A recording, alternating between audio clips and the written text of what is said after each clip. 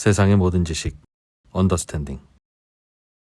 네, 자 언더스탠딩 시작하겠습니다. 자 오늘은 진짜 오랜만에 반가운 얼굴을 모시겠습니다. 네, 국민 편집장 그렇습니다. 국민 편집장 김수헌 편집장님. 야, 사실은 이분은 진짜 오늘의 뭐, 언더스탠딩을 잊게 한 분입니다. 그렇습니다. 내가 이 나이에 네 매일 나가야 되겠냐? 네, 하면서. 언더스탠딩이 뭐 가입자가 5천 명이 채 될까 말까 할 그 무렵에 그 무렵에 네 불쌍하다고 아무것도 아닐 때 그러다가 가입자가 한 50만 가까이 되니까 호련히 가버렸어. 이제 나 아니어도 너희는 된 것 같다. 그래서 호련히 떠나버리신. 그렇습니다. 참 이상해. 인생 되게 멋있게 살려고 노력하는 것 같아. 우리 좀 요즘 조금 되는데 요즘 잘 안 나오시고. 네. 오랜만에 좀 모셨습니다. 머니투데이 방송의 기업경제센터 장을 맡고 계시는 네. 김수헌 센터장님 모시겠습니다. 어서 오십시오. 네, 안녕하세요. 네, 아유 진짜 오랜만에. 이야. 언더스탠딩 오래 보신 분들은 아주 다 잘. 네, 아유 늘뭐 마음의 고향 같은 곳이고 또 우리 2% 안 프로 정말 좋으신 분들이고 나 해서 무서워, 수원이 무슨 말 할지 네, 몰라. 그 앞에 갖다 놓은 책은 최근에 또 책을 쓰신 거예요? 예예예. 야, 또 이거 뭐 책 쓰시느라고 문 책을 나오셨구나. 이제 굳이 홍보할 건 아닌데 예. 제가 썼지만 참 잘 쓴 것 같고 그러니까 밤에 혼자 본인이 쓰신 책을 보면서 내가 그런 거지. 내가 이런 책을 다 쓰다니. 아니 그리고 이 센터장님은 기자들한테 강의도 많이 하시잖아요. 기자들이 도대체 무식한 놈들 이렇게 기사 써야 되겠느냐. 네. 기자들을 본인 어릴 때 생각 못 하고. 기자들을 가르치는 기자님. 네, 오늘은 네, 방시혁 의장 얘기. 예예예. 그 하이브의 방시혁 의장이 예, 네. 예. 뭔가 좀 이상한 짓을 한 것 같다. 한 것 같다. 방시혁 의장이라고 하면 지금 우리 세 명의 총 재산을 다 더해도 그분의 100분의 1도 안 되는 그런 분 아닙니까? 100분의 1도 안 되는 천분의 1, 만분의 1. 더 안 될 것 같은데. 네. 예. 그런 의혹이 있다고 들었습니다. 예, 지금 뭐 우리 하이브의 방시혁 의장이 방시혁 의장뿐 아니라 과거에 하이브에 투자를 했었던 그 펀드들이 하이브의 옛날 이름이 이제 빅히터 엔터테인먼트죠. 예. 상장 이후에 이름이 바뀌어서 하이브로 바뀌었는데 그냥 하이브로 통칭을 하겠습니다.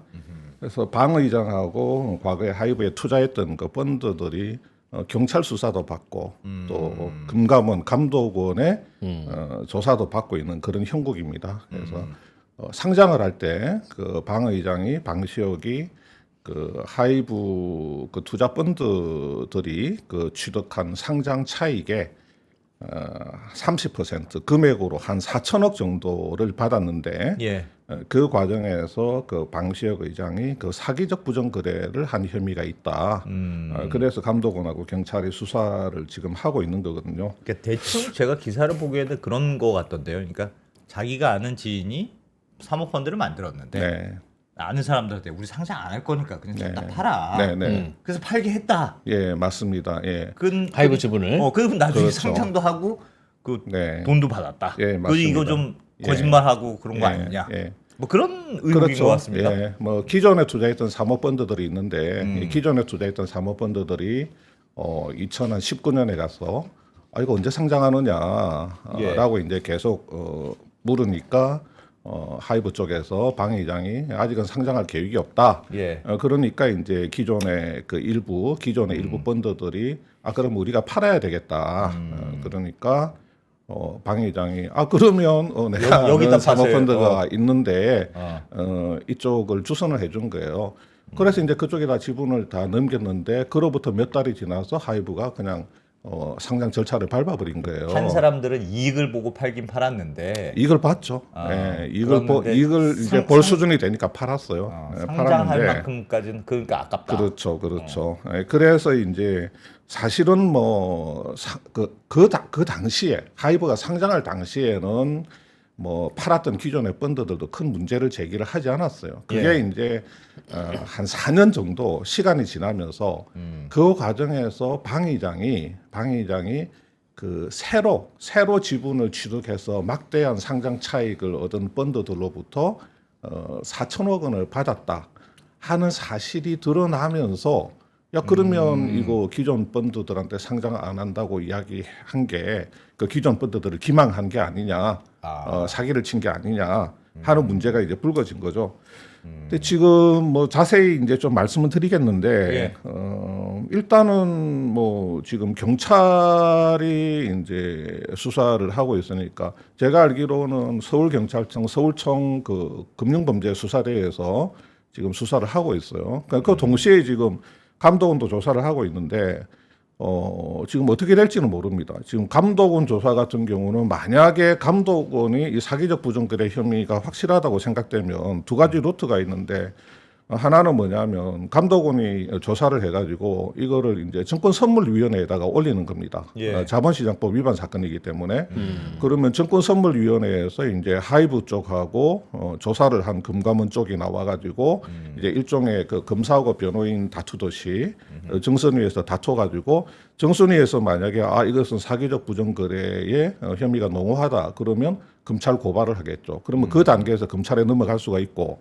그게 아니고 감독원이 조사를 하다가 뭔가 감독원 조사는 한계가 있을 거 아닙니까, 그죠? 예. 뭐 검찰 대비해서 뭐 압수수색이라든가 이런 권한이 약하니까 그냥 패스트 트랙으로 검찰로 넘겨버릴 수가 있습니다. 중간 단계에서. 예. 지금 이 사건을 이제 집중적으로 보도하고 있는 한국경제신문에 따르면 예. 패스트 트랙으로 검찰로 넘길 가능성이 좀 크다고 보는데 뭐 제가 볼 때는 감독원이 계속 조사해서 뭐 정순위로 올릴 가능성도 있어 보이고요. 지금 경찰 수사가 또 어떻게 될지 그거는 지금 저로서는 좀 가늠을 하기가 어렵습니다. 아직은 뭐가 확정적인 상황은 예, 아니고. 확정적인 사안은 아닙니다. 그래서 지금 이 건 같은 경우도 이게 사실은 언더스탠딩에 한번 출연하려고 하면 예. 이거 뭐 엄청나게 취재를 해야 되거든요. 너무 빡셉니다. 이거 뭐 어지간히 이렇게 대충 해가지고 오면 2% 안 프로 질문을 견뎌낼 수가 없기 때문에. 선생님 그 근데- 소문나면 저희 게스트 구하기 어렵습니다. 아, 그래요? 예. 어려워요. 안 그래도 지금 2% 때문에 힘들다고 지금. 다들 안 그래요? 나온다고 요즘 그래서 항상 그 섭외가 마음이 어렵습니다. 편안한 상황에서 출연을 하고 있는데 이게 수사 중인 사안이잖아요. 수사 중인 사안이다 보니까 일단은 하이브 쪽에서는 굉장히 신중하죠. 수사 중인 사안에 대해서 계속 자기들이 해명을 하게 될 경우에는 뭐 수사기관이 밑보일 수도 있고. 그러네요. 그다음에 그런 이제 것도 있겠네요. 이게 아무래도 시간이 조금 몇 년 지난 사건이다 보니까 그 당시에 이제 펀드 관계자들이 뭐 이직을 하기도 하고 아니면 아예 업계를 떠나기도 해서 그 사람들 예. 찾아가지고 취재하는데도 이제 좀 한계가 있고 해서 그렇지만 또 우리가 언더스탠딩에 출연하기 위해서는 최대한 팔 수 있는 대로 파가지고 그 IB 업계 또 네. 뭐 네. 하이브 주변 이 사안을 잘 알만한 사람들 또 당사자들도 이제 직접 취재한 부분도 있고 해서 그런 것들 종합해가지고 알겠습니다. 제 생각을 말씀드릴 텐데 100%뭐 완전한 어떤 사실이나 진실은 아니니까 약간의 추정 과정도 들어 있으니까 그런 부분들 염두에 두고 예. 보셨으면 좋겠습니다. 우선 네, 무슨 일이 있었는지 일단 네, 그림을 간단하게 한번 좀 네. 보시겠습니다. PPT.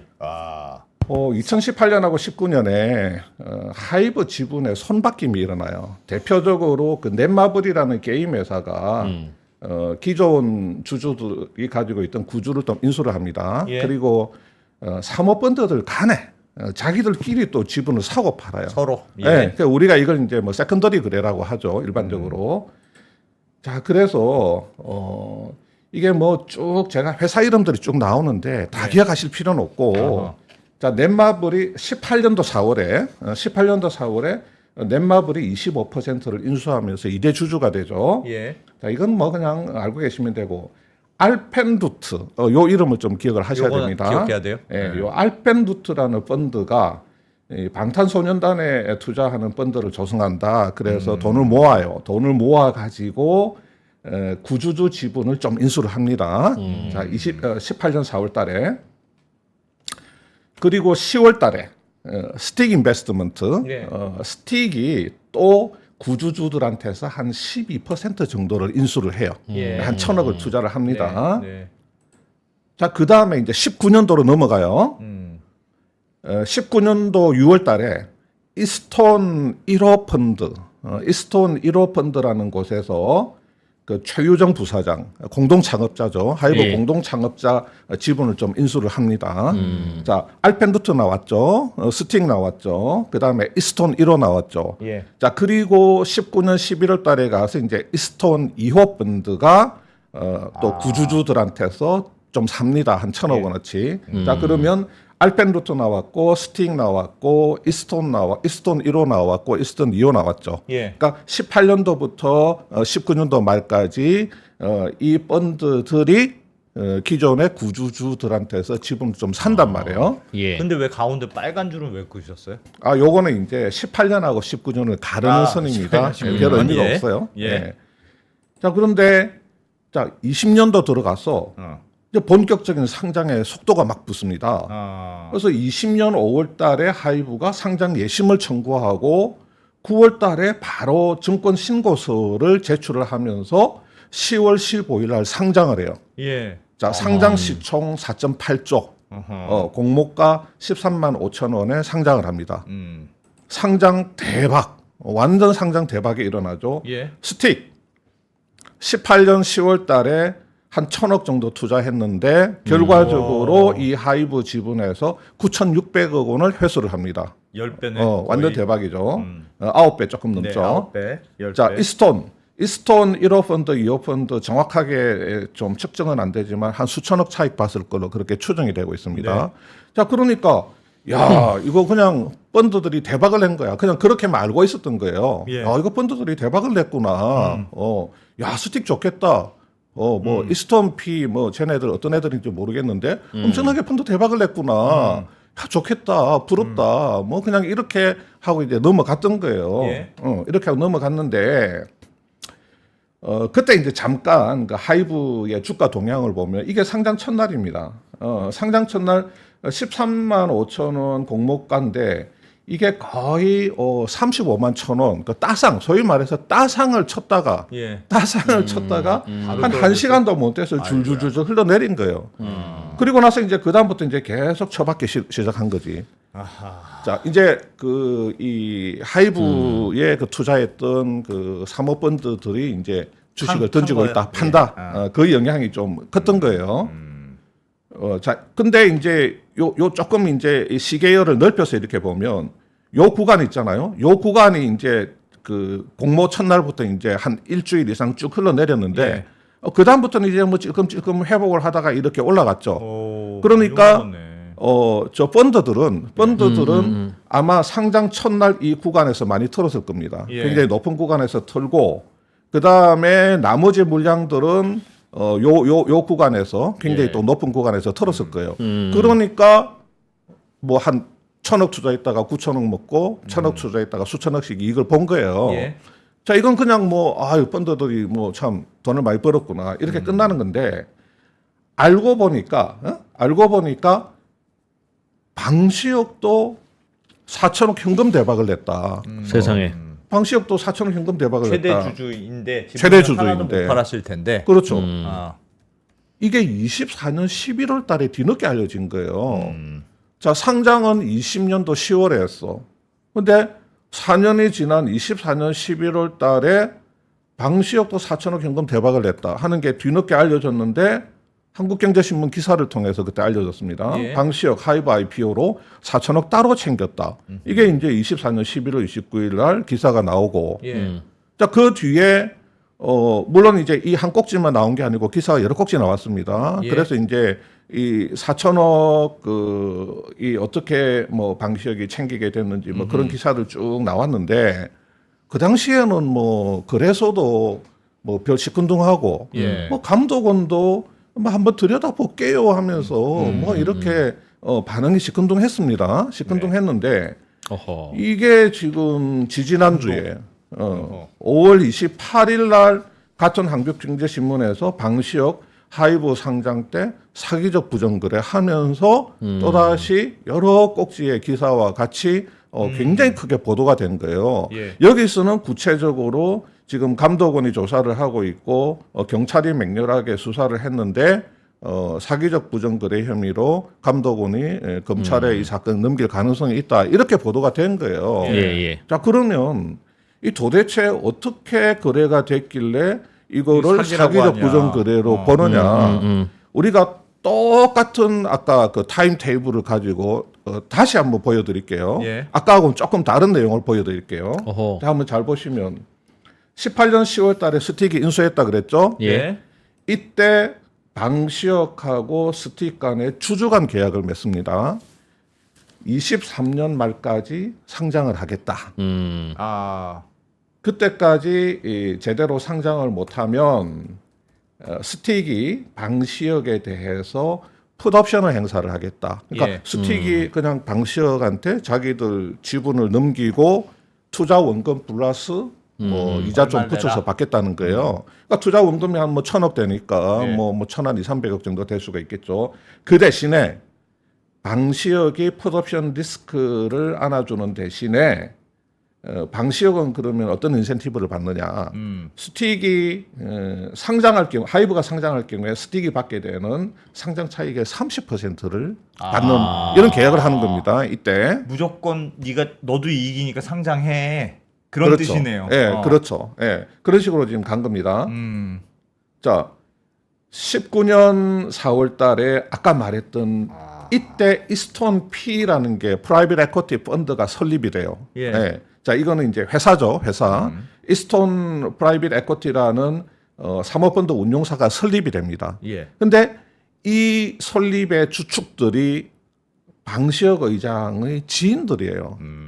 어떤 사람들이냐 이렇게 예. 보면 자 설립자로 알려진 양준석. 예. 자 이분은 한토증권 시절에 그 아까 넷마블이 하이브 투자했을 때 그때 이제 투자 실무를 받던 분인데 예. 중요한 거는 여기 두 번째 나오는 이제 김중동 씨라고 하는 분. 예. 자 이분은 이 이스톤 P를 양준석이 설립한 이후에 이 이스톤의 사회이사로 합류를 해요. 예. 뭐 정확하게 말하면 기타 비상무이사인데 그냥 예. 사회이사로 퉁칠게요. 예.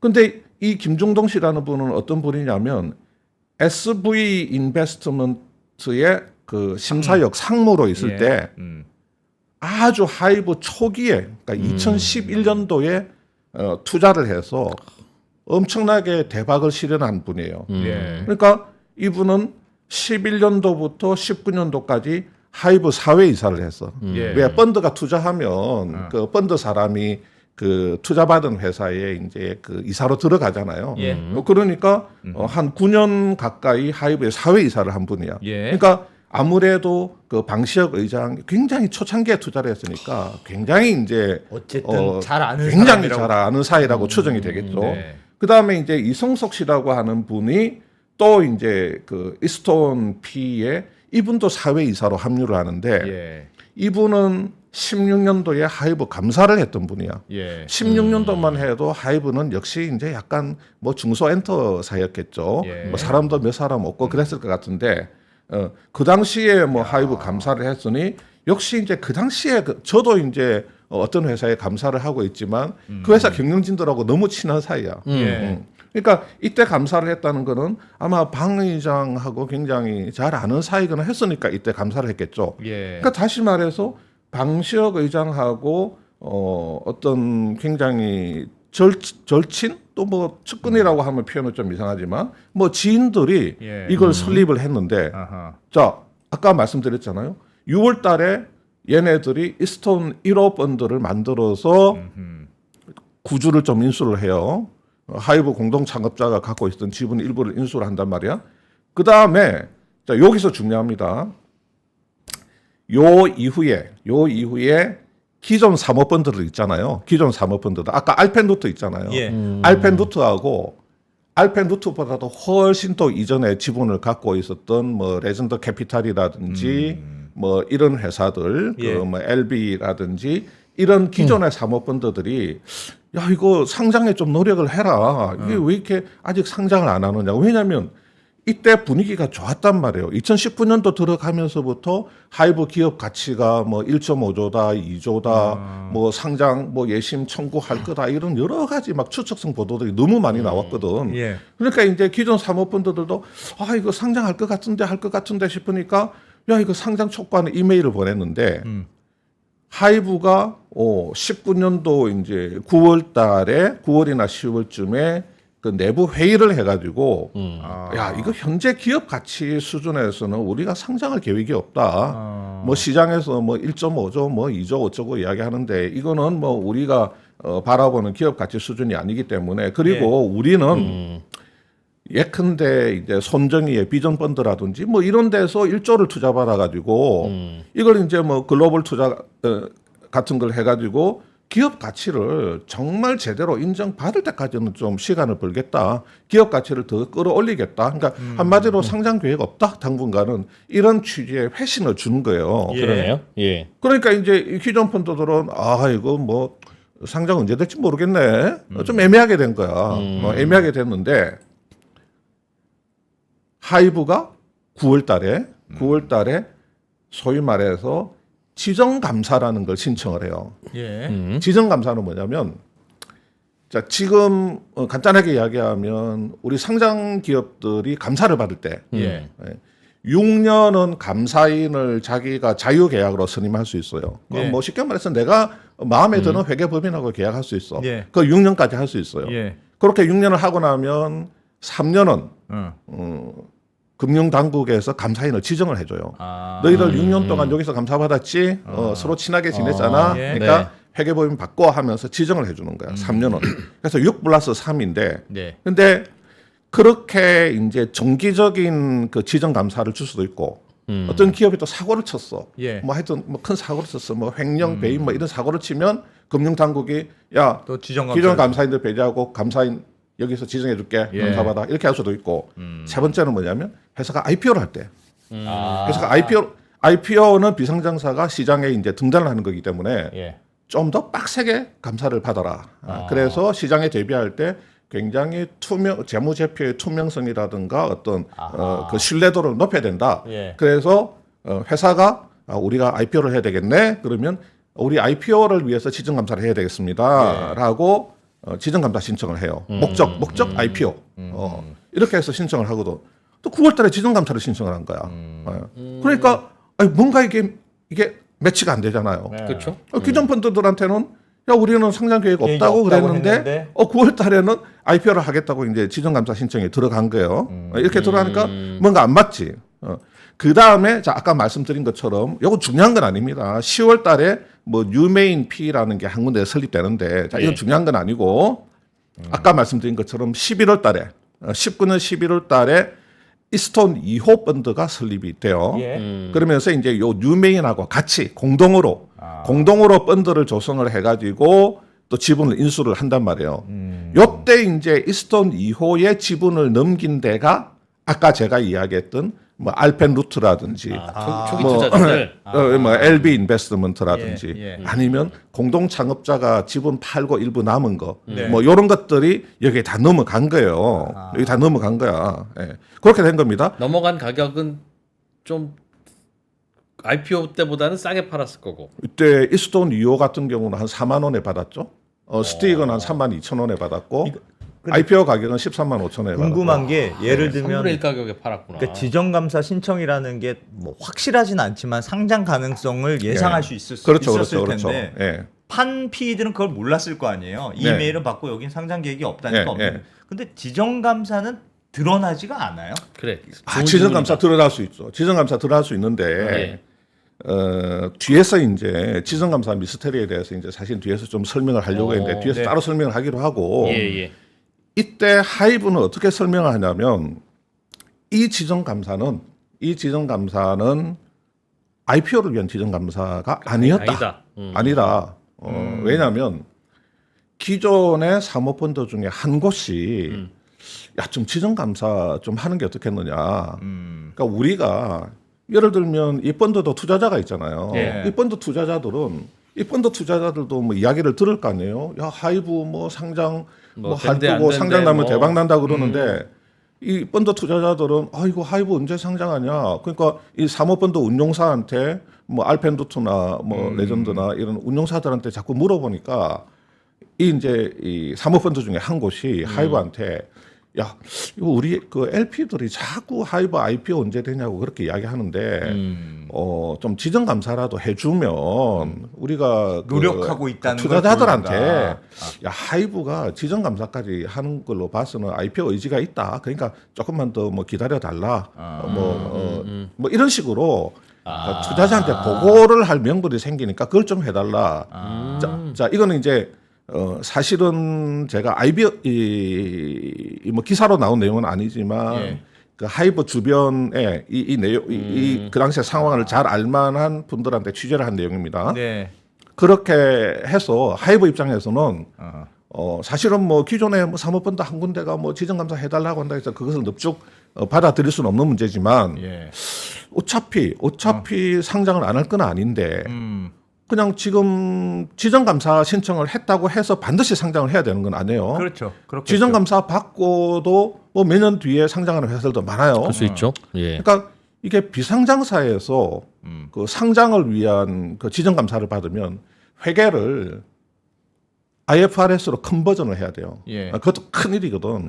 그래서 그냥 기왕에 뭐 요거도 있으니 그냥 지금 IFRS 컨버전도 지금 하고 우리 회계 시스템도 정비하고 또 필요한 회계 인력 충원 다 하고 그런 두루두루 겸사겸사 해가지고 받아들인 거였지 IPO를 위한 목적은 아니었다고 하이브가 그렇게 이야기하는 거를 그 IB 업계에서 이제 그거를 이제 다 인지를 하고 그 저한테 이제 설명을 해준 거예요. 지금 하이브 입장은 하이브에서 그렇게 그 당시에. 설명하면은 네. 그러니까 하이브는 지금 조심스러워. 이 건에 대해서 뭐 구체적으로 막 설명을 하기가 수사 중인 사안이기 때문에.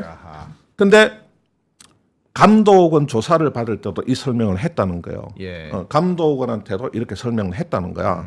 감독원이 이 설명을 얼마나 억셉트 할지는 모르겠지만 그리고 그러면 자 지정감사를 신청을 했어. 예. 했는데 그러면 알펜루트는 몰랐어요. 네. 몰랐으니까 11월 달에 이스톤 유한테 판 거예요. 알았으면 팔 리가 없죠. 알았으면 안 팔았겠지. 근데 안 한다는 확신이 있었겠죠. 상장을 안 그렇죠. 한다는. 몰랐으니까. 그러면 왜 알펜루트는 엄연히 주주사예요. 사모펀드인데 네. 회사가 지정감사를 받는다? 그 목적이야 뭐 어쨌든 간에 그러면 투자사한테는 보고를 해야 됩니다. 예. 회사에 중요한 변동이 생기는 부분이기 때문에. 네. 근데 왜 알펜루트한테는 보고를 안 했을까? 그거는 제가 볼 때는 한 두 가지로 추정이 되는데 첫째는 뭐냐면 어떤 기존의 사모펀드가 요청을 해서 IPO가 아닌 목적의 지정감사를 받다 보니 예. 에이, 뭐 이거 뭐 그냥 뭐 별거 그냥 아닙니다. 펀드들한테 구태여 보고를 할 필요가 있을까라고 했을 가능성. 예. 두 번째는 뭐냐면 이거 알펜루트도 옛날에 뭐 신주를 인수해서 들어온 펀드가 아니야. 그 구주주한테서 18년도 4월 달에 구주주들한테서 이 지분을 인수했단 말이에요. 예. 그러다 보니까 하이브하고 그 방시혁하고 맺은 주주 간 계약이라는 게 없어요. 자, 신주를 인수를 하게 되면 거의 100% 사모펀드는 주주 간 계약을 맺죠. 뭐 언제까지 상장을 하고 또 적격 상장 요건은 뭘로 해가지고 이런 요건이 충족되면 너네들 상장해야 돼. 이런 식으로 상장을 강제를 하는 그런 것들을 하는데 뭐 펀드들끼리 자기들끼리 그냥 구주주 지분을 인수하다 보니까 주주 간 계약을 하이브 방시혁하고 한 게 없고 예. 사실은 주주 간 계약 안에 보면 뭐 언제까지 상장을 하고 적격 상장 요건은 뭘로 정하고 그다음에 그 투자자들한테 회사 너네들은 이러이러한 사안에 대해서는 반드시 보고를 해야 된다. 어떤 강제적인 조항이 있는데 알펜트한테 아무것도 없는 거야. 예. 그러니까 하이브 입장에서는 뭐 얘네들한테 보고해야 될 의무가 없네. 그래서 안 했을 가능성 뭔지는 모르겠어요. 그냥 그렇게 이제 추정해 볼 수 있다는 겁니다. 예. 예. 일부러 안 했을 수도 있고. 뭐 일부러 안 했을 가능성도 배제할 수는 없죠. 예. 배제할 수는 없죠. 자, 그래서 이렇게 됐는데 이게 지금 19년도 6월 달에 이스톤 1호, 11월 달에 이스톤 2호가 인수를 했는데 하필이면 또 이스톤은 방시혁하고 굉장히 친한 또 지인들이 만든 펀드야. 예. 근데 이렇게 이스톤 2호까지 갔는데 예. 이게 되자마자 자, 이스톤 2호도 방시혁하고 풋옵션 상장 차익 분배 계약을 하는 거예요. 아, 똑같네요. 여기서 예. 스틱이 했던 거하고 똑같은 조건으로 계약을 해. 예. 자, 1호는 아니지만 2호는 풋옵션을 방시혁한테 부과하는 대신에 상장 차익의 30%를 나눠주기로 한 겁니다. 이렇게 애매하네, 이거. 이렇게 했거든. 그 다음에 요 11월 달에 IPO 지정 감사인으로 한영회계법인과 실제 감사 계획도 체결이 돼요. 예. 된단 말이에요. 그 다음에 1월 달에 가서 바로 IPO 주관사 선정을 위한 RFP 입찰 제안 요청서를 증권사들 몇 군데 발송을 해버리는 거야. 예. 그럼 이게 이제 사실은 공식적인 IPO 프로세스로 들어가는 거랑 마찬가지란 말이에요. 예. 그 다음에 아주 신속하게 되죠. 2월 달에 주관사가 선정이 돼요. 아하. NH, 한투, JP 모건, 예. 그 뭐지? 뭐 시티글로벌인가? 뭐 하여튼 몇 군데가 선정이 돼요. 미래셋. 미래셋은 뭐 대표 주관 아니고 공동 주관이겠지만 뭐 이렇게 된단 말이야. 예. 그다음에 또 재미있는 일이 벌어집니다. 지금 와서 생각해 보면 이거 하나하나가 지금 굉장히 좀 뭐라 그럴까? 야, 이건 뭐지 하는 하이브한테 이제 사실은 불리한 것들이에요. 근데 예. 하이브한테 유리한 것도 뒤에서 이제 말씀드리겠지만 예. 일단은 3월 달에 아까 제가 이제 좀 이스톤. 주의 깊게 보라고 했던 김중동 이스톤 사회이사 아주 일찌감치 하이브에 투자를 해서 대박을 냈던 분 예. 이스톤이 만들어지면서 사회이사로 합류했던 분이 주관사 선정되고 나서 3월 달에 하이브 CIO 최고 투자 책임자로 합류를 하는 거야. 네? 합류를 하는 거예요. 그러면서 이제 IPO 실무에 이제 이분이 이제 관여를 하는 겁니다. 예. 예. 예. 그리고 그거보다 조금 앞서서 아까 말했던 역시 이스톤의 사회이사였던 이성석이라는 분이 하이브에 또 합류하고. 19년도 10월 달에 또 하이브에 합류를 해요. 그러니까 하필이면 구주주 지분의 상당량이 이스톤한테 넘어갔는데 예. 그 이스톤의 또 핵심 멤버들이 하이브의 CIO로 들어오고 또 뭐 하이브 임원으로 들어오니까 이게 야 이거 그러면 이게 관계가 이게 미묘하네. 네. 이 사람들이 혹시 뭔가 하이브의 상장에 대한 정보를 굉장히 쉽게 취득할 수 있는 이스톤 시절부터 그런 게 아닌가 하는 이제 생각이 들 수밖에 없죠. 자 이렇게 된 거고, 자 5월달에 예심, 9월달에 정권 신고서 아까 말씀드린 대로 10월 15일날 상장을 했단 말이에요. 예. 예. 여기서 자 상장하고 나서 한 1년 동안 한 7개월에서 한 11개월 상장 후 그 사이에 스틱도 완전히 다 털고 스틱은 보호 예수가 일부 있었어요. 이스톤은 보호 예수가 아예 없었는데 어쨌든 간에 상장 첫날 좀 털고 그 이후에 뭐 야. 블록 딜도 하고 장내 매도도 일부 해서 결과적으로 상장 관련해서 현금으로 갖고 간 거는 지금 알려지기로는 방시혁 4천억, 김중동 1천억, 양문석 500억, 아까 이제 뉴메인 에코티라고 하나 보여드린 거 예. 거기 대표였던 김창희 500억 이렇게 이제 지금 보도가 된 거란 말이에요. 네. 저거 지금 이렇게 된 겁니다. 이 방시혁 상황이. 의장의 4천억을 받았다는 건 그 이스톤 2호 펀드가 상장하면 30% 배분하겠다. 네, 그거 상장 하고 못하면 네가 회사 가야 돼. 그렇죠. 그 한 1천억 계약- 투자했으니까 그 1천억에다가 투자한 기간에 이자를 붙여서 방시혁이 투자자의 풋옵션 행사를 받아주는 조건으로 그러면 우리는 방시혁한테 상장 차익의 30%를 주겠다. 저는 이 사안에 대해서 취재도 안 해봐서 전혀 모르겠는데 네. 그냥 요 지금 설명만 들었을 때는 네. 굉장히 의혹으로 해석할 수도 있고 네. 완전 반대로 완전 방시혁이 억울하다는 입장에서 만약에 시나리오를 짜보면 예. 그러니까 예를 들면 스틱한테 맺었던 똑같은 계약을 이스톤 2호 펀드가 했는데 예, 야 똑같은 우리도 계획이죠. 주요 주주가 됐는데 너희도 상장에 대해서 노력해야지 예. 라고 말해서 네. 그런 예를 들면 네가 상장에 성공하면 30%를 줄게 예. 그러니 노력을 해봐 예. 라는 계약을 맺었는데 예. 실제로 그 이후에 상장이 어떻게 잘 추진이 됐어요. 그러니까 상장이 추진됐으니 그럼 나도 너희 상장을 도우려고 회사에 참여할게. 예. 뭐 그렇게 해석할 수도 있지 않아요? 예, 이거 뭐 예. 전혀 모르고 하는 얘기입니다. 아 그렇죠. 당연히 그렇게 볼 수 있는데 음. 자 이게 이렇게 보시면 돼요. 자 우리가 너무 선입견을 가질 필요도 없고 예. 지금까지 뭐 우리가 아주 뭐 깊숙하게 그 당시에 모든 사람을 다 불러서 취재를 한 건 아니기 때문에 약간은 이제 추정 과정이 이제 약간은 섞여 들어갈 수밖에 없는데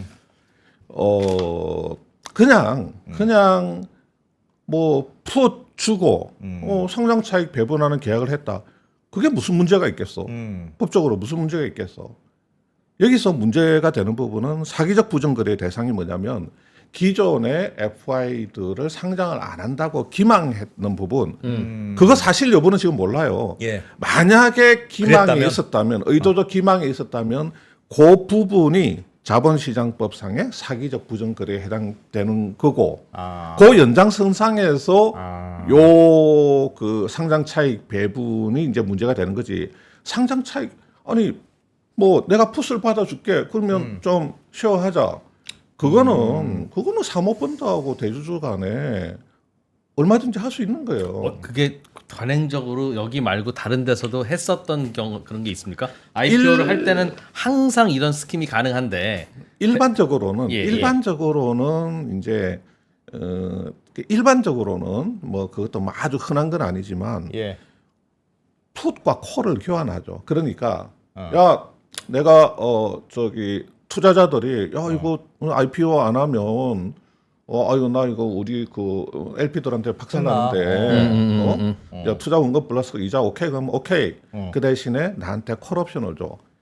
상장하고 나서 내가 주식을 일부를 정해진 가격으로 인수할 수 있는. 아니 그래야지 이제 서로 좀 상장하고 나서 예, 그러니까 상장하고 나서 주식을 예. 현 시가와 무관하게 싼 예. 가격으로 매우 미리 저렴한 가격에 이제 정해놓은 뭐 가격에 미리 정해놓은 일정한 가격으로 예. 서로 이제 풋과 콜을 주고받는 그런 거래는 그런 이제 들어 있죠. 근데 이 건은 그냥 현금이거든. 현금. 예. 이거는 제가 IB 업계에 물어보니까 풋과 콜을 교환하는 경우는 가끔 있다. 예. 있는데 근데 이 건 같은 경우는 현금을 좀 이렇게 쉐어하는 경우는 뭐 상당히 너무 이례적이다.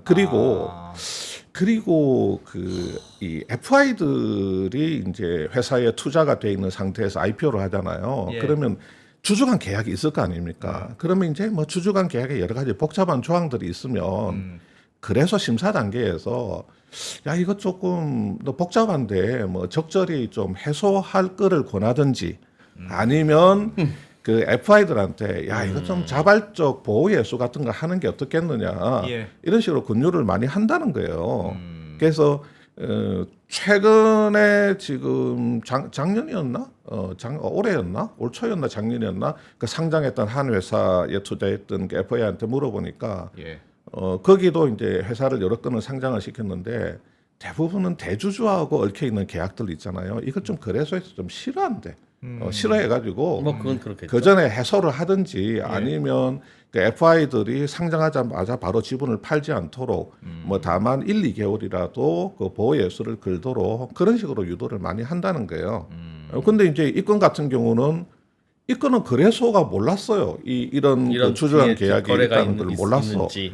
그러니까 이제 거래소도 지금 뭐 이제 조금 그 얻어 터지는 게 거래소도 얻어 터지는 게 뭐냐면 FI가 들어가 있잖아요. 어떤 회사에 재무적 투자자가 들어가 있어. 사모펀드가 들어가 있으면 그것은 99.999% 주주간 계약이 있다고 봐야 돼요. 그러면 거래소가 요구를 해야지. 너네들 주주간 계약이 있지 내놔봐 해야 되는데 이번 건 같은 경우는 거래소도 주주간 계약서를 소구를 하지를 않은 거야. 그냥 넘어간 거예요. 달라고 했는데 주관사 등이 안 줬을 가능성이 달라고 있을까요? 했는데 안 줬을 가능성은 제로라고 봐야죠. 근데 저희- 어떤 주관사가 주주간 계약 달라고 하는데 못 줍니다. 이것은 뭐 비밀입니다. 그랬겠어요. 제가 상장하는 저도 마당에. 이제 선프로 TV도 저 IPO를 추진해 봤잖아요. 네. 그 이제 저희는 경험입니다. 취재가 아니라 네. 그 경험에 따르면 실패 경험이구나. 실패의 경험. 경험에 따르면 예. 대주주와 관련한 일체의 계약들. 네. 그러니까 이게 이제 그렇다고 뭐 사적으로 뭐 무좀 걸리면 200만 원 주기 뭐 이런 거는 아니더라도? 개인적인 거니까 네. 주주들 또는 잠재적 투자자들의 이해관계에 영향을 줄 것으로 판단되는 대주주와 관련한 일체의 계약서를 제출해라. 네. 그거는 디폴트로 되어 있습니다. 네, 맞아요. 네. 그래서 그거는 제출해야 돼요. 네, 맞아요. 빠뜨리면 안 되는데 이제 주관사나 해당 IPO가 추진되는 하이브 입장에서는 이게 잠재적 투자자들의 이해관계와는 무관한 대주주의 아주 개인적인 거다. 대주주가 옛날에 학자금 대출 받은 거라고 예. 뭐 그런 거랑 큰 관계 차이 없는 예. 뭐 그런 류의 사적인 계약이다라고 판단해서 제출을 안 했을 가능성. 맞아요. 뭐, 그거예요. 그냥 그거. 그죠? 예. 그러면 안 그러니까 되지. 하이브나 현금이니까 뭐 지분이 법률 아니고. 자문사나 네. 그때 뭐 법률 자문사가 네 군데가 붙었는데 뭐 제일 센 데가 김현장 아니겠습니까? 예. 김현장에서 설명하는 게 그거죠. 아니 이게 일반 투자자들한테 영향이 그건 없다. 영향이 없는 건데 그리고 뭐 회사 밸류에이션에 영향을 주는 것도 아닌데 그래서 우리는 그렇게 판단을 했기 때문에 예. 구태여 이거를 뭐 이렇게 거래소에 제출할 생각을 하지 않았다. 뭐 하이브 같은 경우는 아니 주관사하고 법률자문사에서 안 해도 된다고 해서 우리는 안 했어요. 라고 이야기를 하는 거죠. 그러니까 이게 무슨 이게 일반 투자자들한테 어떤 영향을 주는지 모르겠다. 그러니까 이제 그 그게 부분인데 법적으로 따지면 뭐 될지 안 될지 모르지만 변명인 게 이 계약이 떳떳하면 일반 투자자들한테 영향을 주든 안 주든 그냥 밝히면 되는 걸 그렇죠. 이걸 사전에 줘도 되는지 안 되는지 법률 자문까지 받을 정도면 안 주고 싶은 마음이 매우 간절하고 되게 캥기는 계약이었다. 그래서 아니겠습니까? 이제 더 의심 받을 수밖에 없는 건데 일단 판 사람이 있으니까 그 이스톤 펀드의 지분을 판 사람이 있는데 예. 그 사람들은 정말 상장이 안 될 줄 알았을 거 아니에요. 그렇죠. 그러니까 팔았을 거 아닙니까? 지금까지 버티다가 물어봤는데 너 진짜 상장 안 할 거니? 근데 상장 안 할 겁니다라고 말해서 우린 팔았다는 게 매우 유력한 추정이니까 네. 그렇게 말했다면 네. 그건 뭔가 좀 그러니까 제가 이제- 궁금한 건 그거예요. 예를 들면 방 이장이 네. 그 LP 내가 우리 진짜 상장 안 해라고 말했는데 이후에 잘 풀려서 실제로 상장하게 됐어요. 그랬을 수도 있지. 그럴 수는 없습니까? 예를 들면 그때는 우리 진짜 상장할지 난 그럴 수 몰랐어. 있어요. 예, 그럴 수 그런데 있어요. 이후에 정말 일이 잘 풀렸어. BTS가 너무 잘 됐어. 예, 그럴 수 라든지. 있어요. 예. 그럴 수는 BTS는 없- 뭐 예. 2018년도부터 이제 계속 잘 지속적으로 잘 됐으니까. 어느 날 갑자기 잘 돼서 한 건 아니고 예. 이제 하이브 또는 하이브를 잘 아는 주변 IB 아니면 그 당시에 그 예. 하이브 주변에 있었던 분들의 말에 따르면 2019년도 당시에 시장에서 뭐 하이브 밸류로 나오던 게 뭐 1.5조, 2조 이렇게 이야기가 나오고 있었는데 예. 그 방시혁 의장 같은 경우는 그 밸류는 지금 좀 우리 실제보다는 좀 낮은 편이고 BTS가 가능성이 굉장히 높기 때문에 지금보다는 훨씬 더 높은 단계에서 IPO를 해야 되겠다. 예. 자, 그 다음에 또 BTS 의존도가 이제 너무 높으니까 이게 글로벌로 나가야 되겠다. 글로벌 나와서 뭐 글로벌 M&A를 하든지 하여튼 글로벌 시장을 해야 되는데 그러자면 돈이 필요한데 우선은 IPO가 아닌 IPO 밸류에이션은 나중에 해서 뭐 한 4조 이상 갈 때 하고 예. 우선은 중장기적 그 전략적 투자자, 스트래티직 인베스터, SI 쪽의 자금을 좀 끌어들여야 되겠다고 해서 그 협상을 2019년도에 계속 하다가 2019년도 말쯤에 그게 불발이 됐다는 거예요. 예. 불발이 되다 보니까 이게 불발이 되고 현실적으로 좀 글로벌로 나가기 위한 자금이 필요하니까 이거 IPO로 가야 되겠다. 그래서 20년도에 들어가서 IPO로 대전환을 한 거지.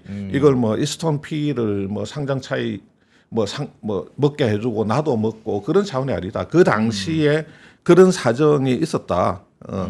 그러니까 예컨대 뭐 구체적으로 뭐 한경 기사에도 그 비전 펀드라는 말이 나오던데 예. 뭐 비전 펀드가 됐건 뭐가 됐건 뭐 SI 또는 좀 센 그 파이낸셜 인베스터 재무적 투자자 이런 쪽에서 1조 이상의 자금을 유치를 하려고 했는데 그게 그때 잘 안 됐다는 거예요. 예. 뭐 사실은 그때 저기 하이브 같은 경우는 가장 큰 약점이 뭐냐면 원툴 컴퍼니 BTS 의존도가 너무 높은 거야. 근데 BTS가 뭐 사고를 칠 수도 있잖아요, 솔직히. 예, 뭐 예. 잘못되면 그냥 회사는 이제 끝나는 거니까.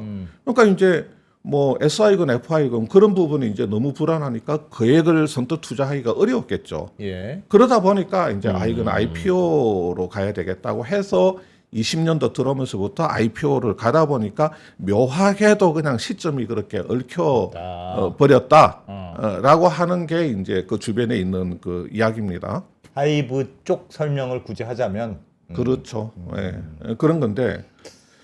자, 뭐 어쨌든 간에 어쨌든 그 간에 뭐 좀 몇 이상한 면은 가지 있다. 몇 가지 의문들을 한번 짚어볼게요. 그러면 예. 이제 지금부터 예.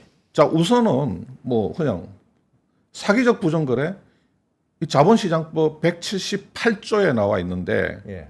금융 상품을 매매하거나 그 밖의 거래를 요걸 유인하거나 지가 재산상의 억을 얻기 위해서 부정한 수단, 계획, 기교를 사용하거나 중요한 사항을 거짓으로 기재하거나 누락하거나 거짓 시세를 이용하거나 풍문 유포하면 이게 다 사기적 부정거래 행위야. 굉장히 포괄적이죠. 그러니까 너무 포괄적이야. 이게 부정한 수단, 계획, 기교 뭐 다 해당되는 거지. 기교를 예. 부렸다. 예, 이런 뇌물을 써서 뭐 했다, 공모를 해서 뭐 했다, 예. 뭐 이거 다 해당되는 거야.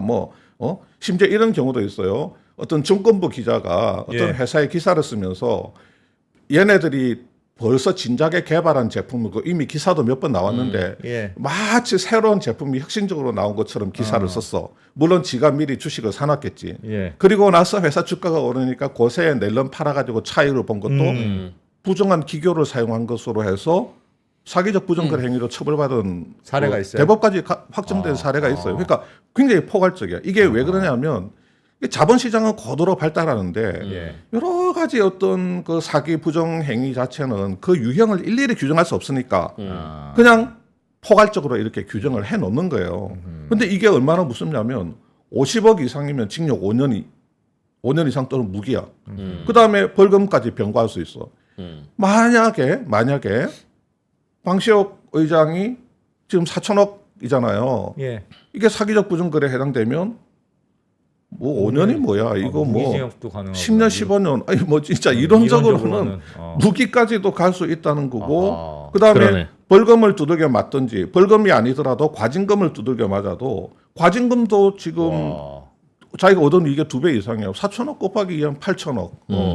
굉장히 무서운. 그러니까 하이브 입장에서는 뭐 BTS 완전체 하반기에 출범한다고 주가 오르는 것도 좋지만 예. 지금 뭐 방시혁 의장 같은 경우에 여기에 이렇게 걸려 있다 보니까 아하. 상당히 이제 좀 어려운 상황인데 예. 이 아까 기존 FI들끼리 세컨더리 거래 상황 있잖아요. 세컨더리 예, 거래하는 예. 거 이게 진술이 엇갈려요.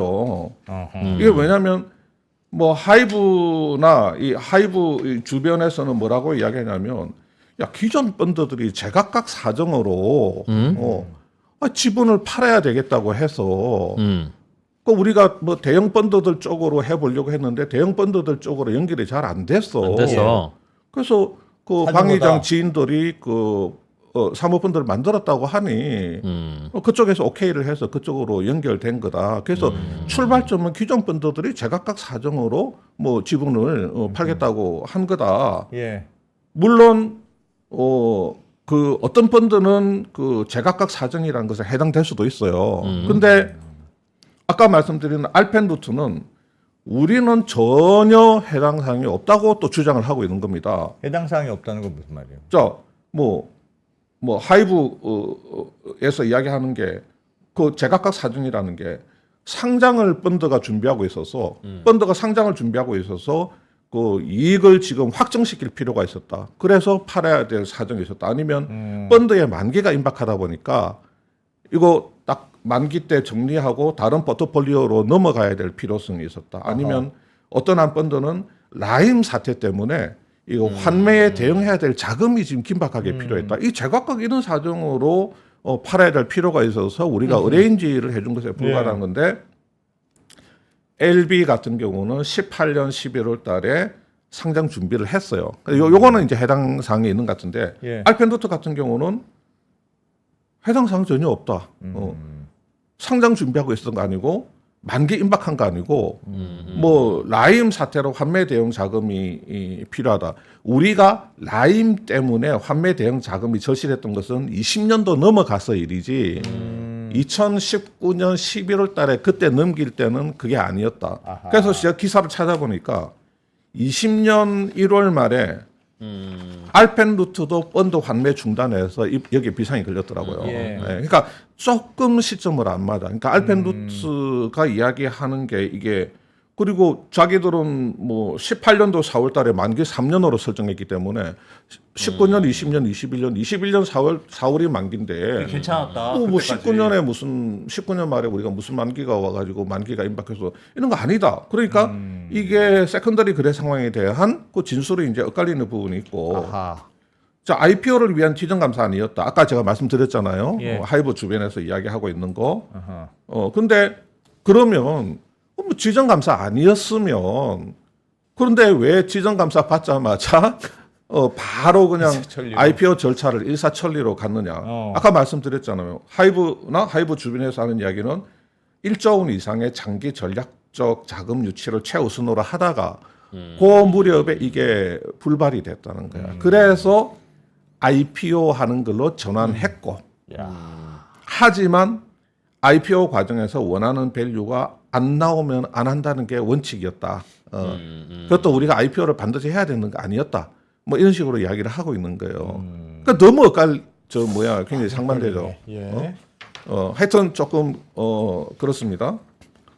그다음에 이제 아까 지정감사에 대해서는 제가 요거는 아까 설명드린 부분이고 야. 그다음에 이제 뭐냐면 그러면 풋옵션 리스크 방 의장이 지게 된 풋옵션 리스크하고 상장 차익을 배정받기로 한 약정은 예. 이거는 이제 서로 대응하느냐 이게 뭐냐면 방 의장이 풋옵션을 받아주기로 했기 때문에 네. 그 수익 쉐어를 제한을 한 거다. 그러니까 리스크에 대한 보상이다. 서로 주고받는 거다. 주고받은 거다라고 이제 스틱도 설명하고 예. 이스톤 쪽에서도 이제 그렇게 설명을 하는 건데 예. 근데 그러면 IPO를 하지 못할 가능성, 다시 말해서 방 의장이 지게 된 그 풋 리스크는 얼마나 있느냐. 예.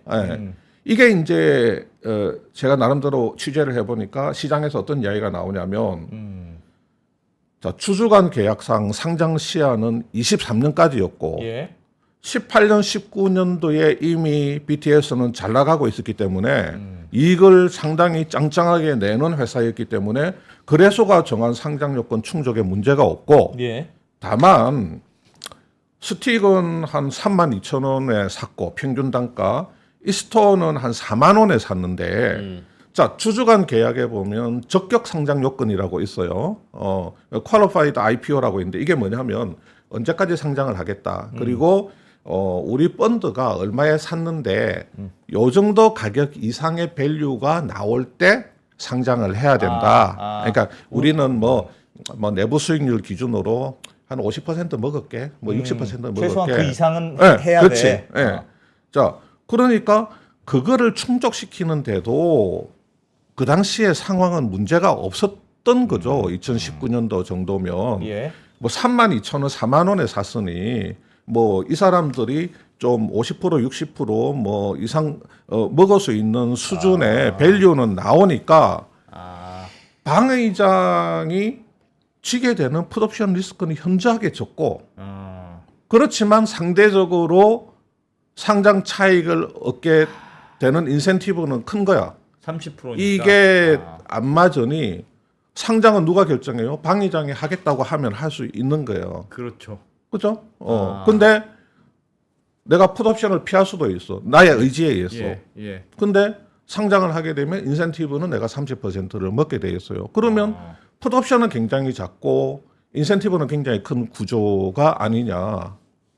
이런 시각에서 이제 보는 분위기도 있어요. 그러니까 문제는 예를 들면 그런 옵션 계약을 제가 했다고 생각해 봐요. 그럼 웬만하면 상장하려고 하겠죠. 상장하면 내가 30% 그렇죠. 먹는데 예. 그런 계약을 했다고 하면 당연히 30%를 먹기 위해서 IPO를 엄청 노력. 없던 IPO 생각도 다시 날 것 같은데 문제는 기존의 주주들, 기존의 주식을 갖고 있던 기관들한테, PE들한테 상장하지 않을 거야라고 얘기했다는 게 지금 그쪽의 주장이지 않습니까? 근데 누가 봐도 방 의장이 상장만 하기로 마음 먹으면 상장할 수 있는 상황이었는데 상장 나 안 할 거야. 그렇게 말한 게 엄청 이상하거나 아니면 실제로 그렇게 말했더라도 그걸 왜 믿었을까도 그걸 이제 뭐 둘 다 이상한 것 같아. 그렇게 제- 말하기는 그걸 진짜 이제- 쉽지 않잖아요. 왜냐면 그걸 이제 내가 나쁘게 보면 그쵸. 나중에 상장할 수도 있는데 혹시나 야 나 진짜 안 해. 근데 당장은 안 해. 한 1조 원 비전펀드 받고 나서 그때 할 거야라고 대주주가 얘기하면 이제 상장할 요건은 됐지만 당분간은 금방은 안 안 하겠구나. 하겠구나. 아유 그럼 우리 돈 이거 빼야 되는데 어떡하지 이거? 라는 생각을 기존 네. 투자자들이 했을 수는 있죠. 그렇죠. 그러니까 이제 그 사람들 입장에서는 뭐 어차피 알펜루트 같은 경우도 지금 당장 팔아도 한 몇십 퍼센트, 40%는 이제 먹을 수 있는 거고 18년 4월 달에 들어왔으니까 뭐 19년도 11월 달에 40% 먹으면 연수익률 뭐 30%니까. 짭짤하게 이제 먹는 셈인 거고 예. 그다음에 LB나 이런 데는 아주 오래 전에 투자를 했으니까 몇 배 이제 먹을 수도 있는 거고 뭐 그러니까 뭐 그 사람들 입장에서는 아이고 뭐 회사 상장 의지가 없나? 아니 그러면 그냥 지금 차라리 파는 게 낫겠다. 왜냐하면 뭐 상장이라는 게 또 실제로 들어가도 또 시간이 걸리고 언제 무슨 일이 또 생길지 모르고 예. 또 뭐 사실은 좀 BTS 리스크도 조금 현실적으로 또 감안하지 않을 수 없으니까 뭐 그런 부분이 있었을 거예요. 그래서 하이브는 뭐냐면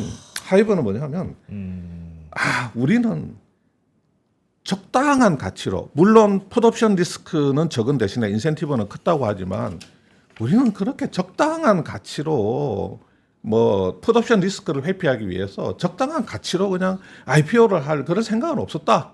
라고 이제 그렇게 주장을 하고 있는 거죠. 그 당시에 기사를 찾아보면 이런 대목이 있어요. 사실 방시혁 의장은 이게 IPO 주관을 하려고 하는 증권사 일부 관계자들에게 예. 우리는 4조가 넘을 때 할 것이다라고 말을 한 것으로 알려졌다. 뭐 이런 기사도 있기는 있어요. 예. 네, 그런 기사도 있기는 있습니다.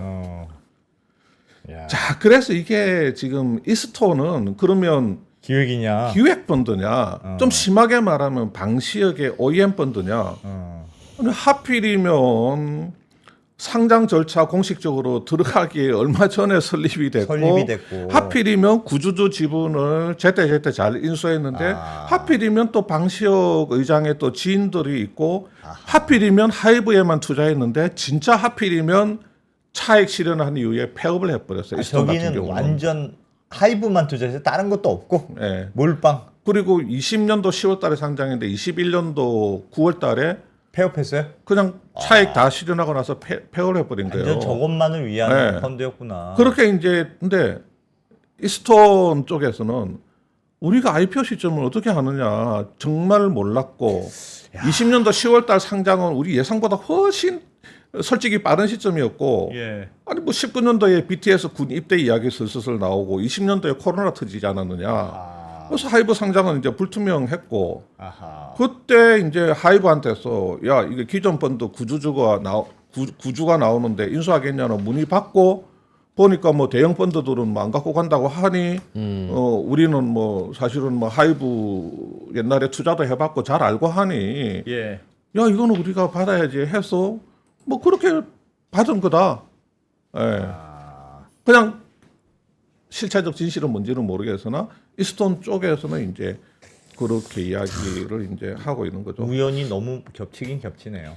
그러니까 그래서에 주주간 계약 그냥 신고하고 했으면 그래서 되는데. 판단에 맡겼으면 지금 뭐 이 사달까지는 안 왔을 거예요. 아하. 근데 이 사달까지는 안 왔을 텐데 지금 뭐 왜 뭐 주주간 보고를 하지 않았냐 뭐 여기에 대해서도 지금 8시 3분이니까 네. 더 설명하면 뒤에서 알겠습니다. 우리 알겠습니다. 저 백종훈 기자가 아니요, 뭐 눈이 뭐, 빠지게 네, 기다리고 있으니까. 그거는 우리가 근데 의심하는 건 그 증거물까지야 없으나 예. 상장을 앞둔 방시혁님이 상장해봐야 내 돈으로 나한테 현금 들어오는 거는 별로 없고 투자자들은 떼돈을 벌게 생겼으니 야 이거 좀 나도 좀 먹을 방법이 없나라고 생각하다가 어라? 얘네들한테는 내가 상장 안 한다고 얘기하면 얘네들은 상황이 이러니까 판다고 하겠지? 그럼 어디 딴 펀드한테 야 니들 얘네 거 사. 사실은 내가 상장할 거야. 사. 그 대신 니네들은 그럼 가만히 나한테 이런 정보만 받고 샀다가 내후년에 팔아서 떼돈 벌잖아. 그러니까 나한테도 뭐 좀 내놔야지. 안 그러면 나 딴 데 가서 이 얘기한다? 라고 하면 이쪽은 오. 야, 우리 가만히 앉아서 우리도 돈 버는 건데 우리가 뭐 노력한 게 있다고 저 제한 받자에서 이쪽에 갈 돈을 둘이 나눠 먹은 거 아니니라고 우리가 의심하는 거잖아요. 네. 그죠? 근데 거기에 대해서 정황상 그다 아니다 다양한 말들이 많은데 제가 네. 조사하고 궁금하고 여쭙고 네. 싶은 건 네. 그럼 여기 저 새로 인수한 이 친구들은 이스톤. 이스톤 이 친구들은 아니 아무도 안 산다고 해서 그냥 우리가 그냥 사준 거야 우리는 그런 거라면 왜 방시혁에게 그렇게 많은 인센티브를 주고 IPO를 확답받느냐 보통은 언제까지 IPO를 못하면 니네가 회사 돈으로 다 물어주기라든가 언제까지는 반드시 IPO를 한다. IPO를 할 수 있는 상황인데 안 하면 위약벌로 얼마를 낸다. 이런 계약으로도 해요. 그렇잖아요. 그렇죠. 굳이 대주주한테 인센티브를 안 주고도 다들 그렇게 코 걸어서 한다고요. 근데 왜 여기서는 대주주한테 왜 인센티브를 굳이 그렇게 많이 줬냐는 거죠. 예, 그래서 아주 저 명불허전 이진우 프로의 아주 예리한 질문인데 나는 너무 실패 경험이 있잖아. 너무 예리한 게 탈이긴 합니다. 제가. 그래서 찔렸어. 너무 찔렸어.